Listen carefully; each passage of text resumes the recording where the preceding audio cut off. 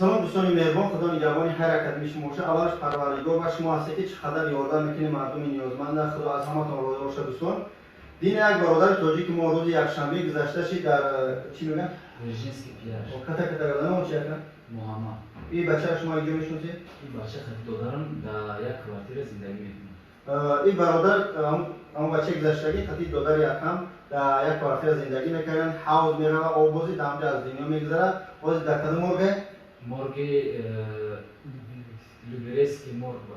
در لوبرسکی مرگ بوده. مقصد این چیه که صورتش خواهد میمونم. همین برادر نام فامیلش رحیم و کریم نورالیویچ. سال تولد 16/06/2003. اکای تاجیکستان از جای تاجیکستان نامعلوم. مقصد ویدیو را موندن صورتای برادر موندن. این گفتن با پارتو استوریش که من ای جاسوس توبه کردیم کدنی که این کارو فالوکال میشه فایرود میکنیم تو مو جیوی سیدی تل شاهد خطی من باشه بعد من ویدیو میکنم.